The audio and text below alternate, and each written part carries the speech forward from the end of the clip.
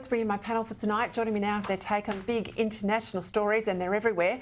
Sky News contributor Kosha Garda from the States and former Labor MP Michael Danby. Well, welcome to you both. We'll start with the tensions in the Middle East. Israel is urging the Australian government to designate Iran's Islamic Revolutionary Guard Corps as a terror group following the strike on Israel by Tehran. Now, surely this is a no-brainer, Michael. It was crazy that it was recently rejected by the Albanese government. On what grounds would they not list this mob?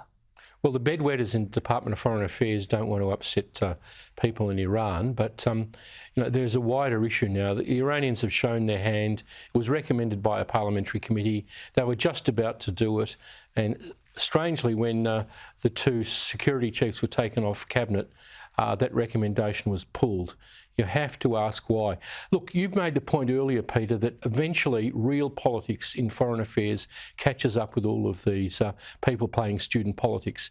And Penny Wong and Albo have to read the papers more. They're not hearing the truth from DFAT.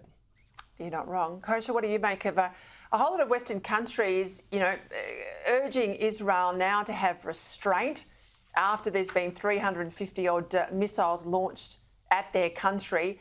President Biden, I'm interested in your take on where the US stands here, because they're the ones urging the Israelis just to put up and shut up. Yes, I think there's three dynamics at play with this broader Western tendency right now to urge restraint, as you say, and particularly in the US. One is there really is this demographic shift that has happened over the past 30, 40 years, where the biggest stalwarts of the pro-Israel support are the aging baby boomers. And as they are more and more, aging out of the electorate and the leaders that represent them, you are actually seeing this tectonic plate shift, or this generational plate shift, I think, that undergirds the whole thing.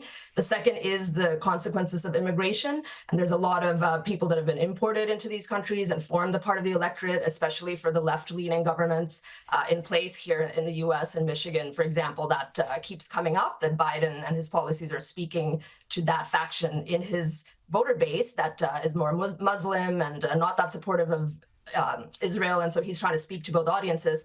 And then I think the third is just a weaker leadership, where we know that, for example, it's sort of affecting policy by payoff, where the Biden administration gave $6 billion to Iran in that hostage negotiation not too long ago. And then, of course, previously under the Obama administration, there was that, when Biden was, of course, vice president, there was that $1.4 billion with that infamous plane load of cash, which was about $500 million of that went out there. So I think all of those things funding the other side of the war, these demographic shifts and more, is why we're seeing this stance right now taken by Western governments.